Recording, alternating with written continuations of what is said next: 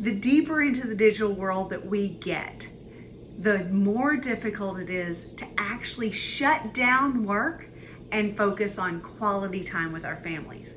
We are so accessible. We're more accessible than we ever have been. I remember when texting began as a thing, and it was specifically so that you wouldn't have to bother someone with a phone call about something that wasn't really an emergency. So it was one of those things where you sent a text if you knew you didn't want to disturb a person and they wanted to be able to get back to you in their time. Now texting is as intrusive as email, as phone calls, as direct messages, as any other kind of way to communicate online. There's no separation between work, social time, family time, personal time, relaxed time, chill time, rest time. It's all one big mess. But a great way that I have found to have a mental reset at the end of whatever you consider your work day to be is the 90-second trick that I'm going to teach you right here. So number one, I want you to make a physical transition between work mode and home mode. So even if you work from home, even if you work remotely, even if your work schedule isn't the classic 9 to 5 in an office that you commute back and forth to, make a physical transition. Move your body from one location to the next. Maybe that's an intentional close of the laptop. Maybe that's an intentional step through the door and say a specific phrase. But something has this Pavlovian response that transitions you mentally from your physical work to home mode.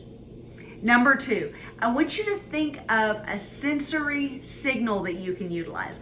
Along those same lines as if you walk in the door and you always say the same phrase. So for instance, I come home from work, I walk in the door, I say, "Hello, family," and I say it loud for the entire house to hear. And I try to make it as cheerful and energized as possible, no matter how I'm feeling, no matter if I'm fatigued, no matter if I would really just love silence in that moment. I want you to think of a sensory signal that allows you to transition between work and home. Maybe that's a song that you listen to, maybe you plug your headphones in, maybe you've got the AirPods going, maybe it's that you light a specific candle, you spray your perfume a fresh time. You know, these kinds of things, when we put our perfume on at the beginning of the day, it signals the beginning of our day. If we put our perfume on as we're going out on a date, it signals something special going on there.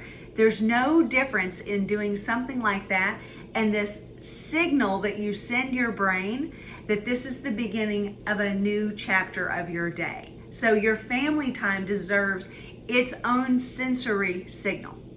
Number three, take an intentional breath, or 2 or 10. Focus on grounding yourself in the moment and being intentional in your breath.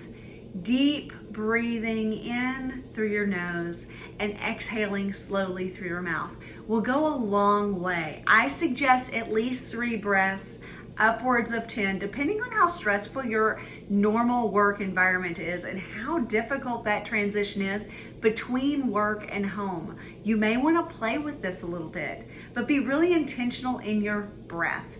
This is how we close the mental tabs in our brain and make space and time and room for quality time with family.